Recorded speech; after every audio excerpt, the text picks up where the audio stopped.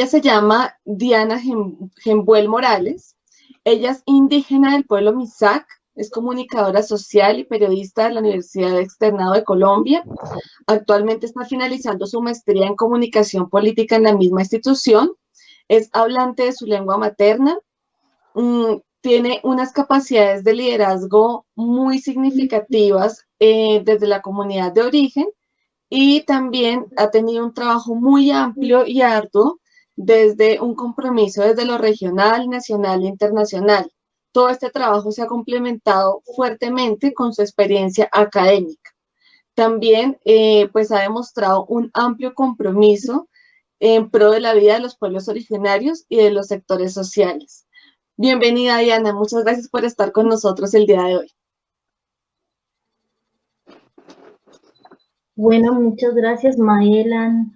Ishinde Mabe, Guillermin, Villa, Ashik, Marebro, Belañu, Namisa, bueno, Cosinimón, y Pai Paicha. Muchas gracias a todos los que nos escuchan, nos ven por esta plataforma y un saludo de hermandad y de resistencia desde Silvia, Cauca. Muchas gracias, Diana. Se me olvidó decir que estabas acompañándonos hoy desde el territorio. Entonces, nos encanta poder que la tecnología nos permita tener estas conexiones y poder conocer a través de ti también el territorio en el cual habitas y por el cual trabajas. Para iniciar con esta presentación, quisiéramos hacerte una pregunta súper importante, ¿no? ¿Qué nos puedes contar tú sobre los pueblos originarios colombianos en la actualidad? ¿Cuál es el estado? ¿En qué estamos en este momento? ¿Algún comentario que nos quieras hacer? Como sí, como para entrar un poco en materia, ¿qué nos puedes contar sobre lo que está pasando en este momento? Bueno, frente a los pueblos originarios, nosotros somos pueblos nómadas, seminómadas, sedentarios, estamos en diferentes partes del territorio colombiano, en los diferentes espacios, cuando digo espacios de desierto, de humedales, de una biodiversidad grande, somos 115 pueblos ancestrales en donde todos tienen una dinámica diferente, una parte de organización y gobernanza propia de acuerdo a sus cosmovisiones. Cuando digo cosmovisiones son sus formas de ordenar y coordinar y proteger su espacio territorial. De acuerdo a eso se maneja sus formas de autonomía y gobernanza propia dentro de su territorio, y también algo muy fuerte es esa formación que realizan en sus territorios desde su cosmovisión, desde sus leyes ancestrales, así como nosotros en el Estado colombiano tenemos una constitución que nos abarca.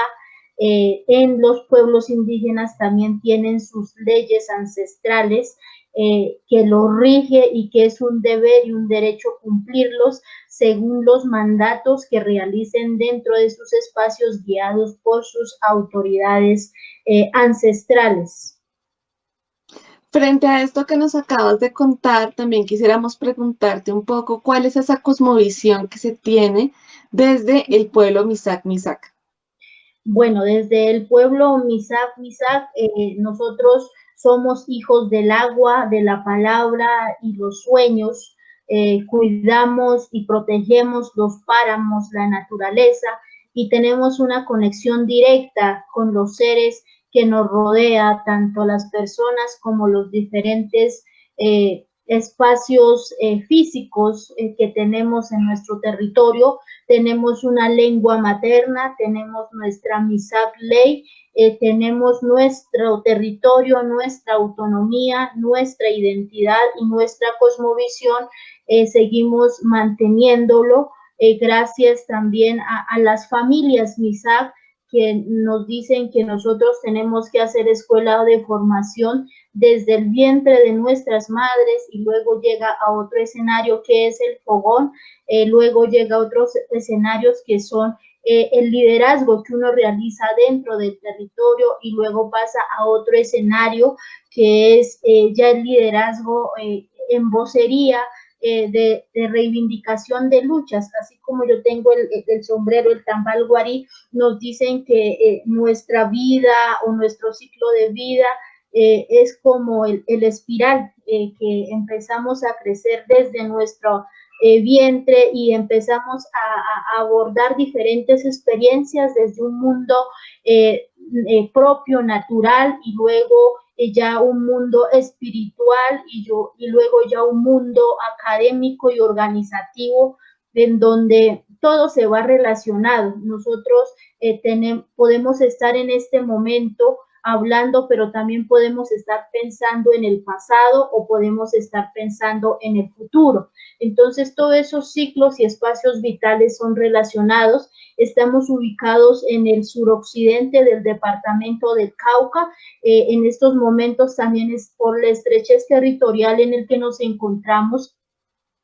Estamos en 7 departamentos, uno de ellos en Bogotá, en Cundinamarca, donde también hay un proceso organizativo muy reconocido, más en Fontibón, en la localidad de Fontibón, y también en el centro con los diferentes estudiantes del pueblo Misak, que hacen reivindicación de memoria desde la academia, desde la teoría, pero nunca pues olvidando la identidad. Entonces, en esos 7 departamentos tienen sus autoridades según sus espacios, y también fuera de esas autoridades se aglomera otra organización que es AISO, que es las autoridades indígenas del suroccidente colombiano, donde se hablan ya los temas organizativos propios, los avances y los relacionamientos que se realizan pues con diferentes instituciones, tanto acá en el departamento del Cauca como a nivel nacional e internacional. Me encanta lo que nos acabas de contar. Hay muchos términos aquí interesantes que nos acabas de nombrar y quiero retomar algunos. Digamos que estamos todos igual, somos habitantes del territorio colombiano, ¿cierto? O sea, estamos todos habitando un mismo país y estamos habitando ya unos espacios territoriales o unos territorios en general específicos, ¿no? En este caso, cuando hablamos ya un poco de la educación o de las prácticas educativas, es importante comprender que somos habitantes o que hay muchos habitantes también desde diferentes perspectivas, desde diferentes culturas, pero que estamos habitando un mismo territorio. Desde ese sentido, nos gustaría que desde tu perspectiva, ¿cierto? Nos contaras cuál es la diferencia entre interculturalidad y multiculturalidad. ¿Cuál sería esa diferencia entre estos dos términos? Bueno, la diferencia, pues hasta donde yo he caminado y he conocido, la multiculturalidad perdón, la interculturalidad son las diferentes experiencias que se cuentan, se hablan dentro de un territorio, pero también se comparten con otros territorios, ¿sí? Y la multiculturalidad es esa diversidad, pero que ya tiene un reglamento y que ya tiene unos avances, unos estatutos, ¿sí? Entonces, yo creo que esa es la diferencia entre multiculturalidad e interculturalidad, pero también van en un solo caminar, que es el relacionamiento y las conversas que se tienen que realizar desde diferentes puntos y escenarios en el que nos encontramos, ya sea en un territorio ancestral o en otro territorio que no sea del mío, pero que se interactúa y se cambia los diferentes puntos de vista. Me parece interesante esto que tú dices y es tener unos encuentros de los puntos de vista, ¿no? O sea, cuando hablamos de ese encuentro en las diferentes culturas, no estamos hablando que simplemente nos encontramos y ya, ¿no? Como que no pasa nada. Algo tiene que fluir, tiene que haber un encuentro y no quiere decir, o por lo menos es una postura también muy mía, que no quiere decir que haya una imposición, ¿no? O sea, como que no necesariamente o se impone o se atropella, sino cómo se enriquecen esas diferentes culturas que se encuentran en determinados territorios, en determinados momentos también, y cómo esos encuentros también pues enriquecen las mismas culturas, ¿no? Entonces, me gustaría, digamos, desde este punto, conocer también desde tu experiencia, cómo ha sido para ti también ese enriquecimiento en el encuentro con esas culturas, por ejemplo, cuando estabas acá en Bogotá y cuando estabas en ese encuentro también territorial con otros saberes también, experiencias. Bueno, la experiencia que viví, uno fue más el mundo académico, ¿sí? El mundo de las teorías donde rompe mucho el pensamiento de ser indígena, en donde acá estando en el territorio no estás sobre el tiempo, no necesitas recursos, todos los días caminas y aprendes, estás acompañando a las autoridades, desde la agricultura, desde el fogón, desde el tejido, desde el idioma propio, hablas el idioma propio totalmente, ¿sí? Lo escribes, lo interpretas, lo interactúas, eso es en el territorio. Ya cuando sales a un contexto como es la ciudad de Bogotá, que es un epicentro lleno de culturas, saberes y también el mundo académico es muy fuerte, pues uno rompe ese pensamiento de que no solo ya no son culturas indígenas, sino que ya son culturas de ciudad, de academia, de campesinos, de afros, de gitanos, de extranjeros. Sí, hay una diversidad de pensamientos y sentimientos y luchas que une ese mundo académico en la ciudad. Y otra cosa es que con los pueblos indígenas allá llegan muchos por el desplazamiento forzado, por el conflicto armado, por el reclutamiento, ¿sí? Hay muchas cosas en donde la única salida es llegar a la ciudad de Bogotá porque es el epicentro también donde se encuentran todas las oficinas, todo el tema de audiencia, bueno, todo el tema institucional. Entonces llegan allá no solo en búsqueda de un resultado, ¿no? Sino que ya llegan allá también por más cosas que hayan vivido los pueblos, a seguir reivindicando su lucha, ¿no? En los diferentes contactos. Por eso hoy vemos por lo menos más de 14 cabildos urbanos en la ciudad de Bogotá, cada uno organizado, cada uno, muchos han fortalecido su gobernanza, su cosmovisión, pero ya no pensando en su pueblo, sino en todos los pueblos en el que habitamos y también en esa sociedad tan diversa que estábamos en la ciudad de Bogotá y en donde la academia encamina no solo las teorías desde afuera, sino también la memoria histórica y lucha de los contextos en el que estamos llegando pues a la capital. En este sentido, digamos que nos encontramos, a veces, principalmente hablo mucho de Bogotá porque siento que es un epicentro de encuentro de múltiples culturas y múltiples etnias, múltiples costumbres.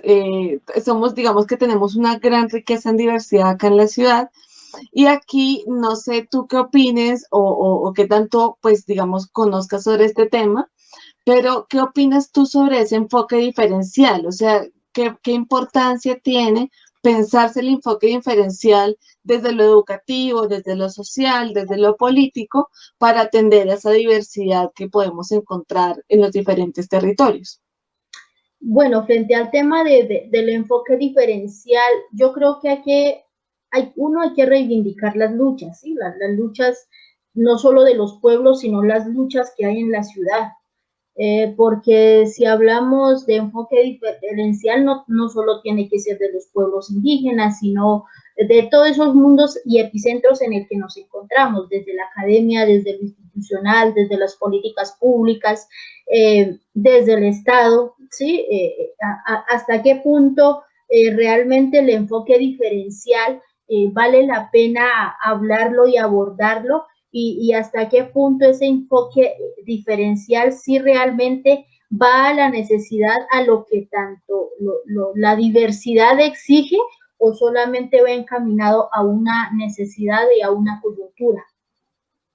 Claro, claro, me parece interesante lo que tú opinas aquí, es pensarnos que lo que se plantean debe siempre, lo que se plantea debe siempre nacer de las mismas personas, ¿no? De lo que las personas necesitan, de lo que se necesita con los habitantes. Muchas veces pensamos, por ejemplo, dentro de las prácticas educativas, a veces como que, digamos, un docente piensa una práctica educativa desde él mismo, ¿no? Desde lo que él quisiera lograr o desde lo que él quisiera alcanzar. Y también desde lo político pasa muchas veces lo mismo, se piensa es como desde una política, desde una cabeza, y desde aquí es muy interesante entonces esa invitación a pensarnos esa diversidad o a pensarnos la atención a la diversidad desde las necesidades de las mismas personas, ¿no? De las mismas personas que están habitando ese momento, que no es lo mismo yo pensarme una atención a la diversidad cuando, por ejemplo, estoy trabajando solo con niños o cuando estoy trabajando con adultos o cuando estoy trabajando, por ejemplo, con una persona que está en una situación de desplazamiento. Entonces me parece muy interesante y digamos que desde este punto quisiera también profundizar un poco en, digamos, desde la misma comunidad MISAC, ¿sí? ¿Qué percepciones o qué opiniones se tiene frente a esa diversidad? No sé qué nos puedas comentar, como un poco cómo la comunidad también se enriquece de la diversidad también de otras personas que están cercanas al territorio, que han tenido encuentros con ese territorio. Bueno, ¿cómo se enriquece? Yo creo que es de los conocimientos y del intercambio de experiencias, pero también hay una lucha conjunta que es el cuidado y la protección de la tierra o la madre tierra o el territorio, ¿no? Entonces, hay una lucha conjunta, hay un intercambio de experiencias, hay unas escuelas de formación, ¿sí? Y para eso están los relacionamientos con otros pueblos o con otros sectores en donde a veces por lo menos yo desconozco de mi pueblo hermano, del pueblo NASA. Entonces, cuando hacen eventos o cuando hacen intercambios, es bueno tejer esa palabra desde el pensamiento y desde el sentimiento, porque uno aprende y desaprende esas experiencias en el que vamos caminando y vamos interactuando, no solo acá en el Cauca, sino a nivel nacional. Perdón, y que desde la academia yo creo que es momento de ya ir reivindicando esas teorías de los pueblos ancestrales, de los pueblos campesinos, de los pueblos afros, ¿sí? En donde casi nunca las hablamos y nunca hacemos esa investigación exacta y abordada a lo que ellos quieren que se hable. O de los mismos estudiantes que hacemos parte de los pueblos indígenas, también mostrar esa información ya que a veces tergiversan la información de otras personas y es bonito tejer ese relacionamiento y esa protección desde la diversidad, pero también reivindicando las luchas conjuntas de cada uno de los espacios en el que nos encontramos. Tú acabas de nombrar un término que me parece importantísimo y es ese tejido de la palabra, ¿no? Y aquí yo quisiera como que tú, si nos pudieras como contar un poco, sé que cada uno de los pueblos tiene obviamente una cosmovisión, una organización y por ende un modelo educativo también particular, ¿no? Que responde también a esa cosmovisión. Desde lo que tu vivencia y tu experiencia con el pueblo Misak, ¿cuál sería esa diferencia, ¿no? Aparte de este tejido de palabra que me gustaría que ahorita nos lo contaras un poco más de qué se trata, ¿cuál sería esa diferencia entre la educación que se trabaja dentro de la comunidad indígena a esta educación occidental que manejamos nosotros, y a la que yo por lo menos fui a un colegio religioso, ¿no? Entonces, ¿cuál sería como esas diferencias entre esos dos tipos de educación?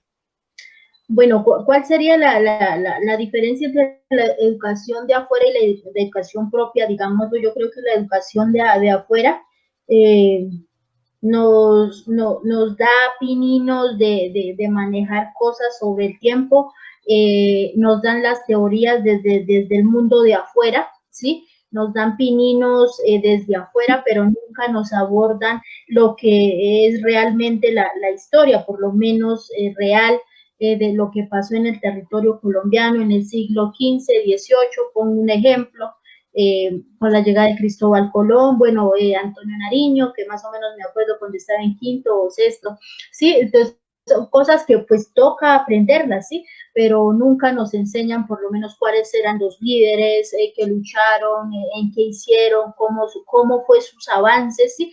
Y la diferencia es que el mundo propio lo manejas desde el territorio, no lo manejas desde las aulas o desde un pupitre o desde un computador, sino que lo aprendes y lo desaprendes desde el territorio, con los mayores, con los jóvenes, hablando un idioma, manejando una cosmovisión ancestral, interactuando y pensando y preguntando y consultando a cada momento de lo que te queda duda y te forman con esa formación del liderazgo que se tiene que tener, el empoderamiento de la palabra que se tiene que hacer, no solo para el territorio, sino para los diferentes escenarios. Por eso yo decía que el tejer la palabra, porque cuando nosotras las mujeres tejemos, estamos tejiendo una mochila, no la tejemos por tejer o para terminarla, sino en el momento que estamos tejiendo, estamos pensando también, estamos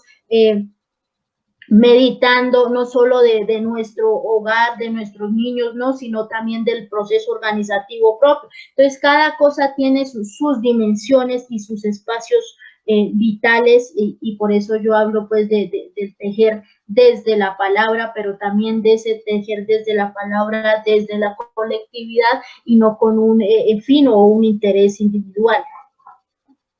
Aquí tú nos acabas de decir algo que me parece interesante, y es que, bueno, en nuestra educación occidental normalmente concebimos que aprendemos desde el profesor, ¿no? O sea, nos sentamos en un pupitre, como bien lo dijiste tú, y aprendemos de algo que el profesor nos está generando. Y me encanta algo que, no sé si nos pudieras contar un poco más desde lo experiencial, que se puede aprender desde el diálogo con la comunidad, ¿no? Con un joven, con un niño, con el otro, con mi par, círculos de mujeres, círculos de palabras. Entonces, ¿cómo se dan esas dinámicas en donde el aprendizaje ya trasciende a simplemente escuchar a una sola persona, sino que cómo se darían esas dinámicas, digamos, de educación territorial? ¿Cuáles serían esas dinámicas? Eh, bueno, está el tema social, el tema cultural, pues para que lo entiendan desde afuera, está el tema espiritual, está el tema de la preparación de líderes de las nuevas generaciones, ¿sí? En donde se van incorporando todas esas preparaciones que mencioné en la parte de educación, en la parte de salud, en la parte de comunicación, en la parte de la gobernanza propia, en la parte de la cultura, ¿sí? Que todo está relacionado y son retos que se tienen que dar desde las autoridades y también desde el personal que se encuentra dentro pues del proceso de las autoridades acompañando las diferentes áreas que mencioné y en donde yo creo que son escenarios donde no solo es para la vida, sino también para una historia crítica conjunta desde la diversidad que empodere, relacione y fortalezca los escenarios en el que nos encontramos y más desde la academia y las nuevas generaciones en el que nos encontramos. Ujú.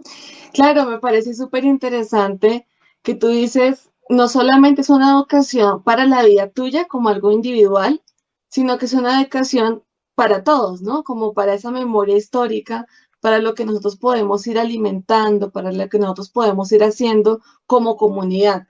Y yo creo que es un elemento que podemos nosotros aprender mucho, ¿no? Y es lo que se hace, digamos, en la academia cuando se hace investigación, que no se piensa solamente en que uno va a aprender algo, sino que algo que uno deja a los otros o algo que uno deja como una construcción que uno va poniendo, piedrita a piedrita o ladrillo a ladrillo y que depende como de ese trabajo colectivo. En ese sentido, me gustaría, digamos que tú nos has comentado que una de los elementos fundamentales que se trabajan, digamos, desde esos principios educativos a esas nuevas generaciones, es el liderazgo, ¿cierto? El liderazgo es fundamental entonces para esta educación propia, en donde permite seguir empoderando y seguir en esas luchas en cada uno de los territorios a través de las nuevas generaciones. Qué otros saberes o qué otras experiencias, digamos, desde la espiritualidad? Me gustaría mucho que habláramos un poco de la espiritualidad. Desde la espiritualidad, ¿qué es eso importante que se transmite a esas nuevas generaciones?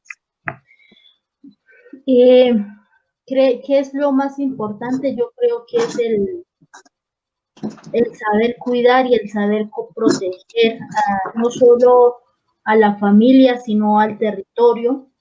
Y desde la espiritualidad, no una espiritualidad religiosa, sino una espiritualidad que complemente la vida diaria del soñar y del hablar y del interpretar, y todo eso nos lo enseñan, son pues a través del fogón nuestras abuelas, nuestros abuelos.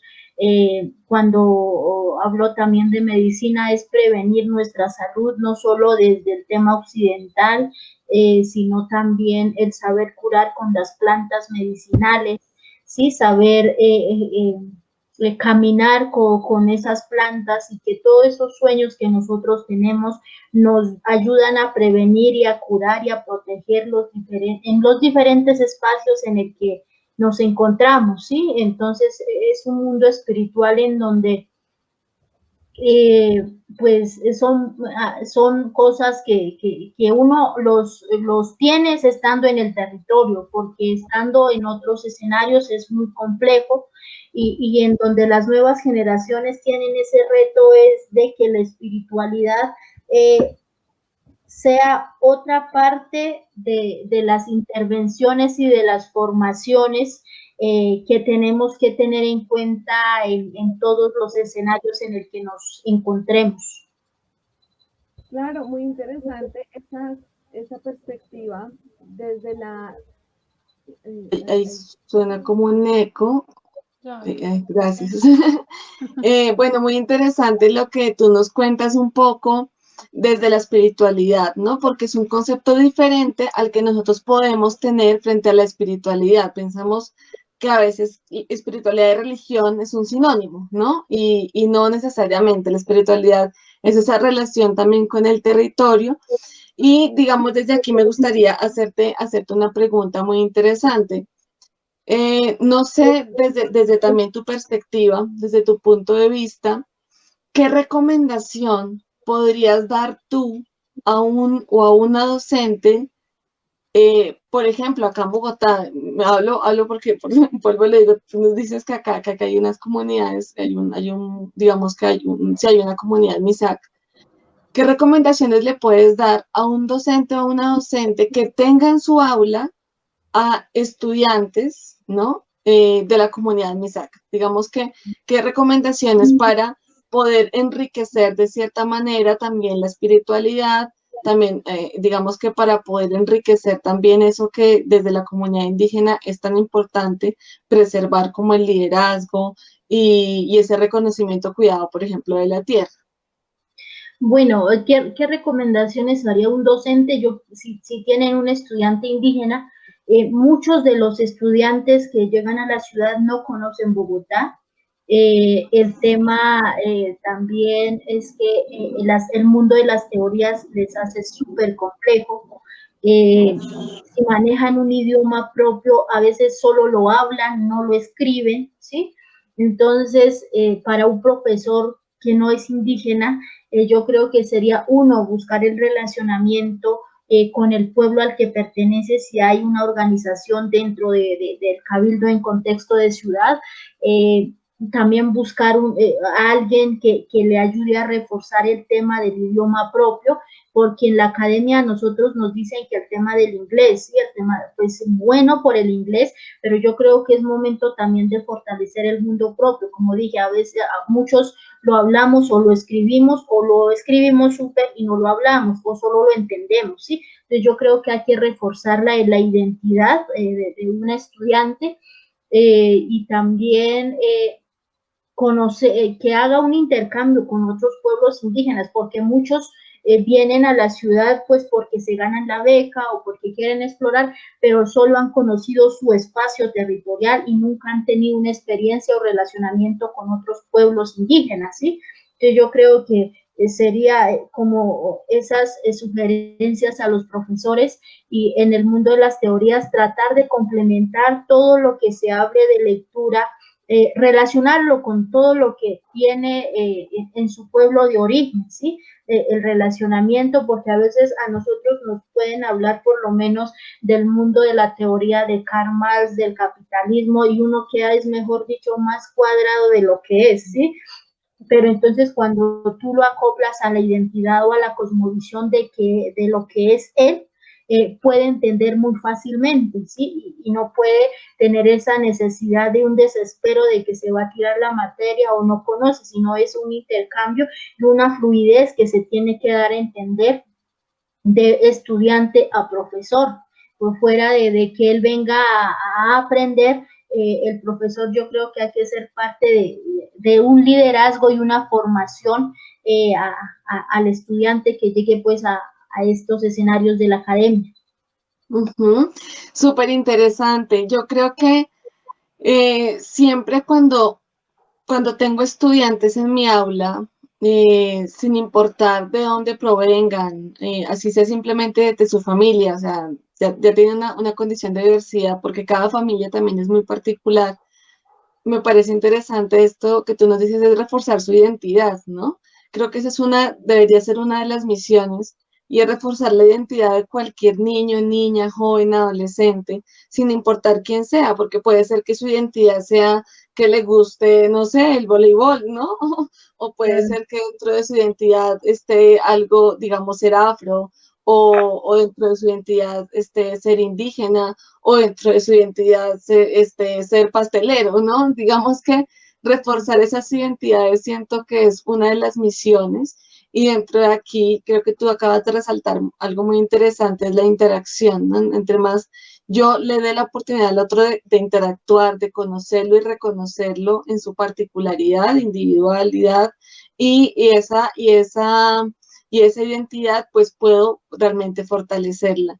También me gustaría que nos contaras, o también, digamos, que nos dijeras un poco más sobre qué crees tú que podemos aprender de la comunidad MISAC. O sea, como que crees que también podemos nosotros enriquecernos de esa cosmovisión de la comunidad MISAC. Eh, bueno, yo creo que sería la forma de liderazgo, la forma de comunitariedad en el que se lidera dentro del territorio, y también esa alegría que se da en los diferentes procesos de formación que se camina dentro de un territorio, ¿no? Y también la memoria de los mayores que aún lo tenemos en vida, que a veces uno quiere saber de la historia y lo desconoce, y que la historia lo tienen muy claro desde a partir de la oralidad nuestros mayores. Entonces, y también ese respeto que se tiene a la naturaleza y a la persona que no es MISAC, y en la necesidad de una formación que se tiene que dar y ese relacionamiento colectivo que se avanza desde el territorio. Muchas gracias. Siento que son recomendaciones valiosísimas.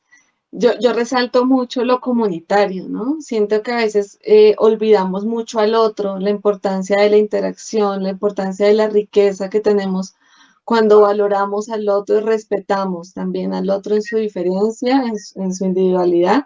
Y siento que es una ganancia muy, muy, muy grande que podemos nosotros tener cuando empezamos también a tener esas concepciones dentro del educativo, por ejemplo. También quisiéramos, tú nos dices también que hay unos procesos, digamos, educativos, formativos dentro de la comunidad MISAC, y dentro de este proceso, pues, se ha construido se ha concebido, ¿sí? La Universidad MISAC. Entonces, quisiéramos que nos cuentes un poco también de dónde nace la Universidad MISAC, qué oferta la Universidad MISAC y cómo se puede participar de esos aprendizajes que oferta la universidad. Bueno, yo cuando viajé a Bogotá apenas estaba en proceso de construcción el proceso de la MISAG Universidad. Ahora que vuelvo y retorno han dado un avance muy fuerte a la MISAG Universidad, más desde la parte propia, desde la cosmovisión propia, desde la gobernanza, la economía, la salud, la espiritualidad, la educación, y también ese intercambio de experiencia con otros pueblos indígenas de Latinoamérica y el mundo, ese relacionamiento, y también ese liderazgo que se le está dando a la mujer en la MISAG Universidad, donde son ciclos anuales, y la mayoría son estudiantes MISAC, pues que trabajan acá en el territorio, que apoyan los procesos desde las autoridades. Entonces es una formación con una mirada local, también nacional, internacional, desde las cosmovisiones latinoamericanas y propias, pero también una crítica constructiva que se le da a las diferentes propuestas o políticas públicas del Estado colombiano. Y cómo se puede hablar o cómo se puede llegar es a través de las autoridades, a través pues de nuestras autoridades ancestrales, y de ahí ya se hace el relacionamiento pues con la persona encargada de la MISAG Universidad. Muy interesante. ¿Cómo puede uno hacer para participar de algún proceso de formación dentro de la universidad? Cómo, pues como dije, con las autoridades, hablar con las autoridades y con el coordinador o pues la coordinadora que hace parte de este proceso de la MISAG Universidad, y es un intercambio donde pues se realizan muchas estrategias de reivindicaciones de lucha, pero también estrategias de relacionamiento, para el fortalecimiento de nuestra identidad. Muchas gracias, Diana. Por último, y para ir cerrando un poco esta entrevista, quisiera hacerte una pregunta porque tu formación de base occidental, lo aclaro, es el periodismo, ¿cierto? La comunicación social y has trabajado pues, principalmente en la radio. Digamos que quisiera preguntarte un poco, ¿cómo crees tú o cómo podemos relacionar esas prácticas a través de la radio, de los medios comunicativos, de los medios masivos de comunicación para garantizar o propender a una educación más incluyente en nuestro país, principalmente en este momento que pues todos estamos desde casa, ¿no? Y que muchos de los niños y las niñas pues no tienen acceso a computador o a internet, cómo estos medios masivos de comunicación pueden favorecer a crear procesos educativos propios en cada uno de los territorios, pero también que puedan favorecer a los procesos de aprendizaje, de enseñanza. ¿Qué nos puedes, digamos, qué opinión tienes tú sobre esos procesos que se pueden realizar? Bueno, mi fuerte ha sido la radio comunitaria. Mi experiencia viene de más de 10 años haciendo radio desde acá, desde territorio. El relacionamiento también con las emisoras del departamento del Cauca, luego a nivel nacional e internacional. Los procesos son intergeneracionales, son procesos en donde uno no se queda en un solo pues proceso, sino que es una relación constante con todos los escenarios. O sea, la comunicación es transversal a todo, desde mi experiencia, pero también la comunicación ayuda a formar no solo la parte teórica, la parte técnica, sino también la forma de pensar, la forma de hablar y la forma de relacionamiento, porque es muy difícil yo, por lo menos, relacionarme con un pueblo de la Amazonía, así sea un pueblo indígena o un pueblo del Chocó, sí, o sea, son espacios en donde nosotros como pueblo somos hermanos, pero también hay unas pautas, digamos, de relacionamiento con las autoridades, Entonces, son formas de formación,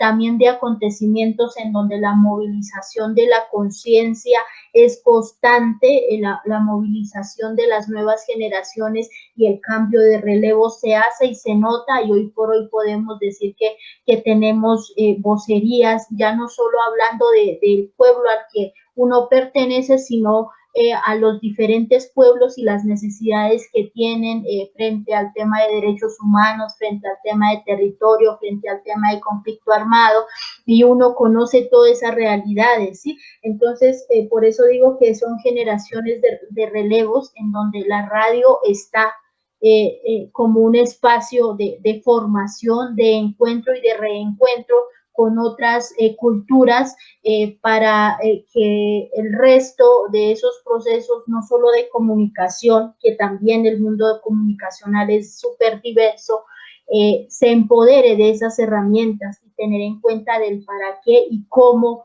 abordar las diferentes temáticas de los pueblos indígenas frente a las realidades, sin tergiversar, sin quitar, sin poner más información de lo que es, ¿sí? Sino hablar, contar, debatir desde las realidades en el que nos encontramos como pueblos diversos dentro del territorio colombiano. Diana, muchas gracias. Esta es una invitación muy grande, yo creo, ¿no? Como a generar esos espacios de comunicación donde permitamos generar unas estrategias educativas más allá de un contenido, sino desde la discusión, desde la creación, desde la organización, desde eso que nosotros podemos permitirle a otro y permitirnos a nosotros mismos crear a través de los medios de comunicación, ¿no? Entonces, me parece muy interesante que tú dices, bueno, nos permite tener unas comunicaciones o unas relaciones con otros territorios, con otros lugares que nos permiten reconocernos a nosotros, pero que también nos reconozcan. Entonces, me parece súper interesante y hay unas propuestas de comunicación, por ejemplo, de emisoras escolares, que siento que pueden tener un potencial muy grande frente a esa creación de otros aprendizajes y otras prácticas por fuera de lo que siempre denominamos como el aula, ¿no? Diana, que te quiero agradecer muchísimo, muchísimo por tu tiempo, por todo lo que nos has contado. No sé, Alejandro, si tengas alguna pregunta final para realizar. Bueno, pues yo le comentaba, perdón, no sé si me escuchan, yo le Sí. comentaba a Diana antes de empezar que había estado viendo un poco de la Universidad MISAC y ella me contaba pues que está abierta a cualquier persona que pueda, que tenga el interés de entrar a una formación con ellos o de interactuar con ellos y sería interesante que también, digamos, para personas que no están en el territorio, que se pudieran plantear espacios en la virtualidad. Yo no sé si ya lo hacen o si han pensado un poco en esta posibilidad. Bueno, frente al tema del mundo virtual está en proceso, está en escenario. De hecho, creo que no lo he monitoreado, pero está en construcción de una página web de la misma universidad, porque pues en estos tiempos de pandemia el tema tecnológico tiene un gran reto, y ese reto es saberlo apropiar frente a las realidades. Pero sí, yo creo que va a llegar a un mundo de virtualidad para que todo el mundo acceda pues o haga parte de la formación. Sí, me parece clave que personas de pronto en las ciudades o en otros territorios o pronto padres que educan en casa, que este sea como un espacio donde podamos dar a conocer las cosmovisiones de diferentes pueblos a través de estas herramientas interactivas, ¿no? Sí. También muchas gracias, Diana, ha sido muy interesante la información que nos has dado el día de hoy y pues esperamos seguir en contacto contigo. Listo. Gracias a ustedes por su tiempo y también por saber escuchar y dar espacio a los pueblos indígenas en estos tiempos, ¿no? En donde la lucha, yo creo que no solo es para nosotros, sino en conjunto, desde la comunitariedad y desde la colectividad. Entonces, muchísimas gracias a todos y todas. Un buen guapay. Muchas gracias, Diana. Que estés muy bien.